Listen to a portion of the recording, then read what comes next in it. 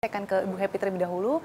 Bu Happy, apakah ada kolaborasi antara seniman dan juga mungkin yang akan ditampilkan nanti di Pavilion Indonesia untuk menunjukkan keunikan Indonesia? Ya, tadi saya sempat cerita-cerita sedikit ya. Memang kolaborasi yang akan dilakukan oleh aneka individu yang mereka berprofesi sebagai budayawan dan seniman itu akan hadir di sana. Salah satunya tadi dengan film pendek dokumenter ya yang menceritakan tentang wayang. Tapi kita seperti reka ulang bagaimana sih kisah tentang wayang itu sendiri yang menceritakan tentang Trihita Karana, keseimbangan kita terhadap Sang Pencipta, alam semesta dan antar sesama manusia, yang itu dimana melibatkan seniman-seniman yang ada di Bali karena memang cerita tentang wayang Bali dan itu jarang juga diangkat wayang Bali ya, biasanya wayangnya tentang Jawa gitu.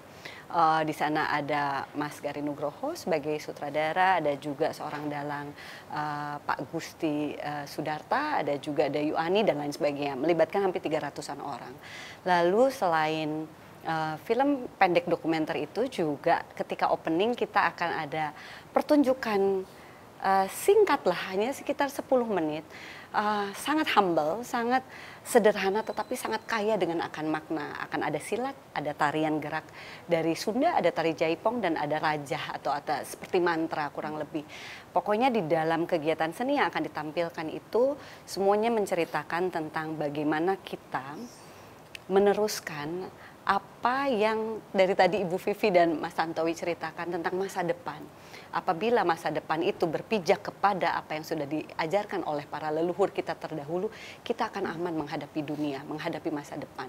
Karena lewat sastra yang tertulis ataupun lisan, mereka sudah menceritakan itu semua. Bahkan cerita tentang pandemi, tentang global warming sudah ada di dalam semua lontar-lontar yang dituliskan oleh para leluhur kita. Nah, sekelumit informasi itu tuh akan ada di Pavilion Indonesia. Jadi siapapun mungkin, saya percaya ya, siapapun orang apabila dia bisa merasakan perasaan orang lain yang menciptakan di dalam kekaryaan yang walaupun sebuah rumah kecil yang ada di Osaka selama 6 bulan itu, apabila itu disampaikan dengan sungguh-sungguh, itu pasti akan sampai ke hati banyak orang gitu. Bagaimana sih Indonesia ingin dilihat bukan hanya kita pandai bekerja sama dan berkolaborasi, tetapi kita punya integritas, kita juga berbeda, kita unik dan kita bisa menjadi bagian dari dunia itu dengan sangat percaya diri. Terima kasih Bu Happy. Soal integritas dan juga kekayaan budaya Indonesia, Pak Tantowi, seperti apa sih maskot yang dipilih di Pavilion Indonesia di World Expo Osaka 2025 dan apa sebetulnya makna di balik pemilihan maskot tersebut? Ya, ini menarik ini pertanyaannya. Salah satu yang ditunggu itu adalah maskot. Ya, Expo sendiri punya maskot gitu. Tapi setiap negara itu kebanyakan itu menampilkan maskot sendiri-sendiri yang sangat filosofis, kemudian menarik, saking menariknya itu dijadikan merchandise gitu. Jadi oleh-oleh utama pengunjung Expo itu selalu membeli maskot untuk dibawa sebagai kenang-kenangan. Nah, Indonesia kali ini mengadopsi tema besar kita yaitu nature, culture, dan future. Ya, suatu konsep yang menurut saya kita harus bangga karena belum tentu negara-negara lain itu punya itu. Bagaimana kita bisa meramu kekayaan alam kita, ya, yang merupakan rahmat dari Allah Subhanahu Wa Taala, Tuhan Yang Maha Esa, dengan kultur kita. Ya, kita akan berbicara mengenai kultur. Tadi sudah disinggung oleh Happy mengenai Trihita Karana salah satunya. Ya, kita meramu dua hal itu untuk menuju future kita. Nah, future kita itu adalah future yang sustainable. Ya, nah ini yang menarik. Nah, ketiga hal itu ditampilkan ya atau dipresentasikan oleh maskot kita yang kita sebut Tumtum ya Bu Vivi ya. Nah, Tumtum itu kita ambil motif dan karakternya itu dari batik Truntum ya, yang sangat membangun dan juga sangat mengayomi, di samping juga indah ya. Nah, jadi gabungan dari karakter yang ramah, merangkul, kemudian berangkat dari tradisi kita, lahirlah 3 maskot yang merefleksikan keberadaan Indonesia di pavilion di Expo ini, sekaligus menggambarkan karakter dan komitmen bangsa dan rakyat Indonesia. Jadi tumtum yang pertama itu disebut tumbala ya. Tumala. Tumala. Tumala itu artinya tumtum yang berkaitan dengan alam ya. Kemudian yang kedua itu namanya adalah tumbaya. Jadi tumtum yang dikaitkan dengan budaya. Kemudian masa depan itu namanya tumasa. Ya. Jadi tiga hal ini mudah-mudahan akan populer ya seiring dengan dibukanya Expo. Tiga maskot ini akan populer dan masing-masing itu melambangkan ya karakter dari bangsa Indonesia yang terproyeksikan insya Allah dengan baik melalui pavilion itu. Nah, kami di sini dengan bangga memakai baju yang berangkat dari tiga tumtum tersebut. Ya, itu semuanya ada di sini nih. Jadi karakternya original. Hebat ya, leluhur kita ya. Iya, original artinya tidak mengkopi dari manapun, terus menampilkan semangat merangkul, bahagia, optimis dan inovatif. Ya, nah di sini ada tiga. Ini adalah ini apa nih? Tumbaya ini ya. Ya, kemudian yang dipakai oleh Ibu Vivi ini adalah tumala. Ini adalah tumasa. Berarti saya masa depan. Masa depan. Future. Ya. Oh, saya masa depan. Halo. Berarti semuanya terrangkum dalam tadi nature, culture, dan juga future. Seperti yang sudah disebutkan. Oke. Saya akan kembali ke Bu Vivi. Bu Vivi, tentunya nanti akan ada National Day. Nah, kira-kira apa sih yang akan ditampilkan, ditunjukkan kepada dunia? Oke. National Day itu adalah satu hari yang didedikasikan untuk masing-masing negara. Jadi kita bisa pakai tuh semua area expo untuk menampilkan Indonesia. Nah, itu kita milih mulainya dari siang. Itu ada parade, culture parade ya. Kita tentunya sebagai etalase lah secara visual menampilkan kekayaan baik itu musik, tari, fashion ya. Ini sudah masuk nih yang daftar dari pemerintah Jawa Timur mau bawa reog. Terus ada juga fashion yang mereka juga banyak sekali. Silat ya Bu ya? Ya, itu banyak sekali yang akan kita tampilkan. Kemudian itu jalan dari Pavilion Indonesia ke tempat National Day Hall. Nah, di sana kita mulai dengan pembukaan, tentunya diawali ada pidato secara video rekaman Bapak Presiden begitu, diikuti dengan acara budaya. Ya, yang pertama ditampilkan Pride of Nation. Kita seringkali kebingungan karena kita banyak banget yang ingin ditampilkan. Tapi kali ini kita mau menampilkan pencak silat. Bukan hanya menampilkan kekuatan, ketangguhan, tetapi juga keindahan dan juga filosofi yang dalam rupanya. Jadi setiap daerah kan banyak sekali. Nah, kita tampilkan secara kolosal. Kemudian juga ada tulis dan Nike lah. Ya, itu preserve of culture and nature. Ya, tentunya lagu-lagunya akan bercerita tentang kekayaan alam dan juga budaya. Kemudian Pursue the Brighter Future itu Mbak Endah Laras. Ini kita sering dinabubukkan sama Mbak Endah Laras sama nyanyian-nyanyian yang nanti ke arah ke depan, masa depan. Merepresentasikan keindahan dan keanekaragaman budaya Indonesia ya. Saya akan ke Bu Happy lagi. Bu Happy, tentunya Pavilion Indonesia ini kan bisa dikatakan menjadi etalase potensi-potensi Indonesia. Nah, bagaimana terkait dengan seni dan budaya ini bisa ditampilkan kepada dunia melalui etalase yang akan ditampilkan di Pavilion Indonesia? Tadi juga menyambung dari Ibu Vivi ya sama Mas Tantowi bahwa kita tuh ingin memperlihatkan juga ya, maksudnya dari apa yang saya lakukan saja bersama teman-teman bahwa kita hadir, tetapi kita tuh tidak pernah melupakan apa yang sudah ditancapkan oleh para pendahulu kita gitu. Salah satunya kayak Truntum tadi kan juga ya. Kebayang nggak sih Bu, teman-teman dari Bandung itu dia kan dapat inspirasi dari apa yang sudah diciptakan oleh leluhur kita beberapa ratus tahun lalu sehingga lahir ide-ide yang baru. Nah, begitu juga apa yang ingin ditampilkan dan juga saya rasa itu bisa menjadi representasi tentang keindonesiaan kita, bahwa kita tidak pernah melupakan akar kita ingin maju ke depan, tetapi kita juga selalu membawa pesan-pesan kebijaksanaan lewat apa yang sudah dilahirkan oleh para pendahulu kita gitu. Terutama lewat seni gitu ya, lewat seni yang paling bisa berbicara secara luas. Baik, terima kasih Bu Happy. Saya akan ke Bu Vivi lagi. Bu Vivi, tadi kan dikatakan Pavilion Indonesia ini juga bisa menjadi etalase potensi-potensi Indonesia. Nah, tapi sebetulnya sektor-sektor apa saja sih Bu yang ingin ditonjolkan atau yang menjadi keunggulan Indonesia yang ingin ditawarkan kepada para investor, kepada partisipan yang hadir di sana? Ya, tentunya selain budaya, kemudian tadi keindahan alam Indonesia dalam konteks pariwisata, jadi nggak cuma investasi yang kita ingin datang lebih banyak, tapi juga orang-orang berkunjung ke kita.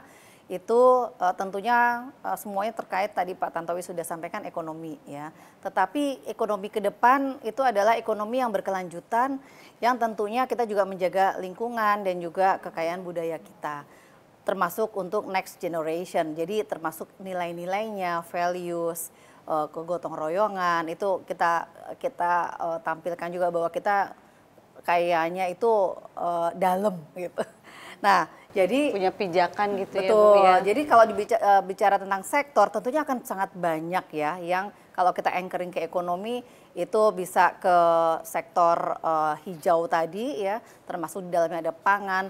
Nah, ada tema-tema lainnya ya yang sudah ditetapkan oleh panitia, co-creating culture misalnya. Itu pasti nyampurnya banyak banget. Ada health and well-being, ada fashion, food and shelter.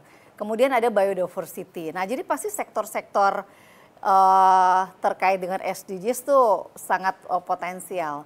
Nah, tentunya ini semua membawa kesempatan kita untuk berinteraksi dengan 161 negara, kurang lebih 9 lembaga internasional untuk mendorong, mengembangkan dan menumbuhkan sektor pariwisata, perdagangan, investasi, peluang investasi pastinya, dan lain-lain tadi. Oke, kalau dari Anda Pak Tantowi, bagaimana sih Indonesia melalui kehadiran Pavilion Indonesia di World Expo Osaka ini bisa memberikan ataupun meningkatkan exposure internasional terkait dengan potensi-potensi ekonomi, prinsip-prinsip berlanjutan yang sedang dicapai oleh Indonesia?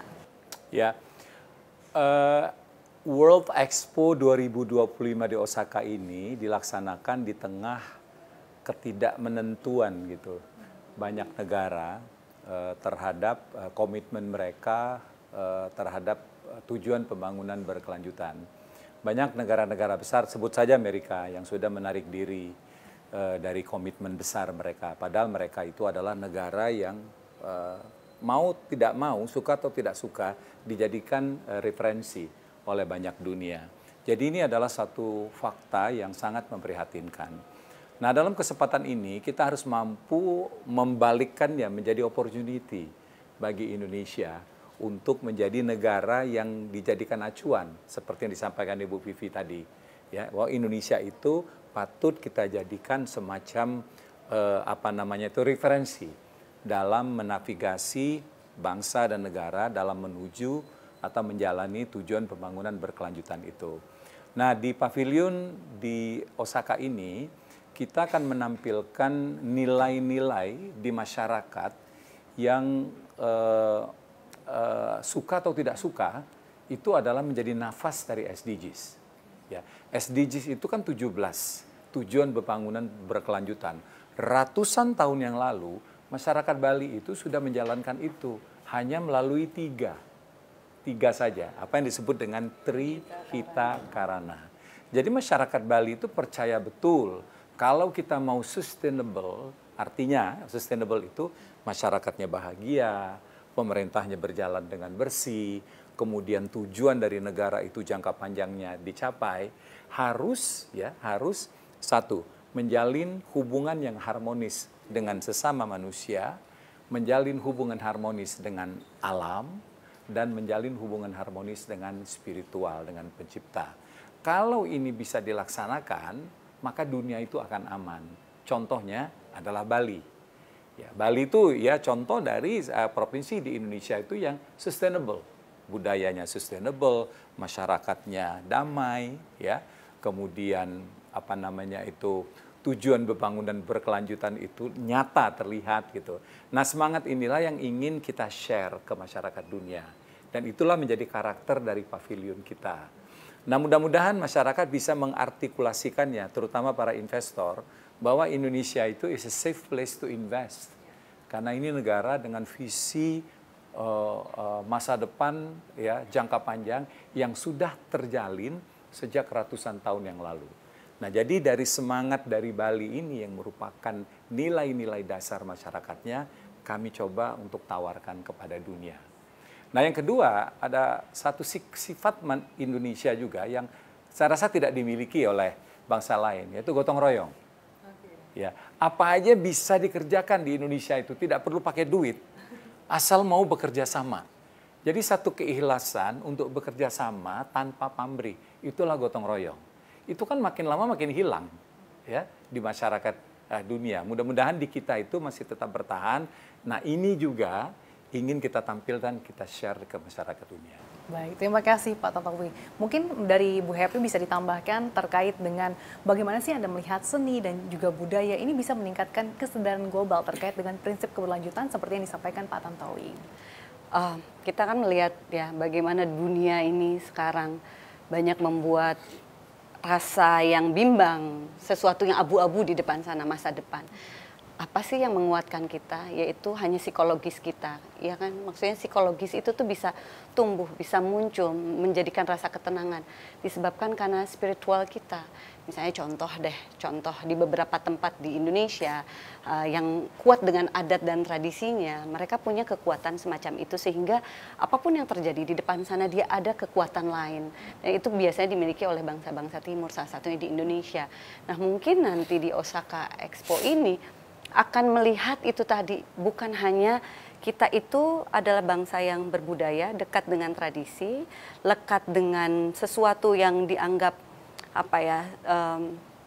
spiritual, tetapi kita juga punya pengetahuan gitu. Maksudnya kita bukan hanya seperti orang di masa lampau yang hidup di dalam bubble, tetapi kita tuh punya pondasi-pondasi itu yang ingin kita sampaikan. Kita punya dasar itu loh, karena kita punya dasar itu, apapun yang terjadi kita punya kekuatan itu untuk menghadapi masa depan dengan penuh keyakinan. Karena pegangan-pegangan itu tadi yang dimiliki oleh adat dan tradisi kita. Sehingga saya rasa mungkin bangsa-bangsa lain bisa melihatnya dari situ. Dari gerakan, dari tarian, dari film, dari bahkan hanya dengan baunya saja atau dengan visual atau pendengaran kita akan bisa merasakan panca indera kita, saya rasa akan bisa diajak berkomunikasi di rumah kecil di Osaka nanti, rumah Indonesia itu. Terima kasih Bu Happy. Saya akan ke Bu Vivi. Bu Vivi, bagaimana langkah-langkah strategis yang akan dilakukan oleh pemerintah Indonesia untuk memastikan bahwa memang partisipasi Indonesia di World Expo Osaka 2025 ini bisa betul-betul memberikan dampak bagi perekonomian jangka panjang, kemudian juga bisa menjadi jembatan juga untuk mencapai target-target SDGs, dan yang pasti adalah bisa meningkatkan kesejahteraan masyarakat juga. Ya, belajar dari pengalaman Expo yang lalu, kita bisa menarik pengunjung itu sekitar 2,5 juta pengunjung ya selama 6 bulan di Dubai. Nah, itu artinya 10% dari keseluruhan total pengunjung. Nah, oleh sebab itu kita pasang target nih untuk Osaka World Expo, mudah-mudahan paling nggak 2,8 juta. Karena diprediksi yang datang 28 jutaan paling nggak segitu, 2,8 sampai 3,5 pengunjung datang ke Pavilion Indonesia. Pasti tadi menyaksikan banyak hal yang tadi kita sampaikan. Nah, belajar lagi juga dari Dubai, ternyata 6 bulan itu kemarin kita banyak sekali transaksi, baik dagang maupun juga investasi, kemudian juga kerjasama yang kalau dihitung nih kurang lebih nilainya 73% naiknya dari sebelum Dubai gitu ya. Jadi tentunya cukup besar, terutama tadi Pak Tantowi sudah sampaikan, Jepang itu keempat nih PMA terbesar yang ada di Indonesia. Tentunya nggak cuma Jepang, pasti ya kita harapkan bisa juga dari seluruh negara lainnya, kita bisa dorong peluang-peluang investasi dan juga tentunya transaksi perdagangan, kemudian juga pariwisata. Indonesia kan lagi low hanging fruit untuk ngejar ekonomi kita tuh salah satunya pariwisata. Jadi pastinya kita dengan menampilkan hal tersebut kita bisa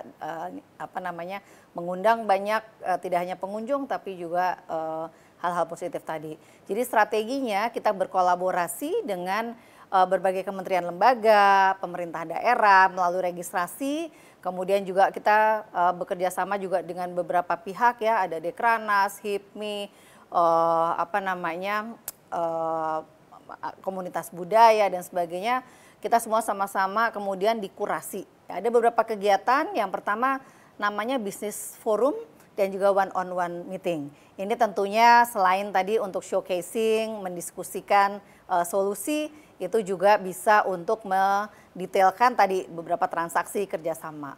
Kemudian ada rolling exhibition, di mana kita bisa menampilkan produk-produk unggulan UMKM, startup dan sebagainya, cultural performance, dan banyak lagi tadi ada theater. Saya pikir kita bisa bertemu dengan banyak pihak dari seluruh dunia.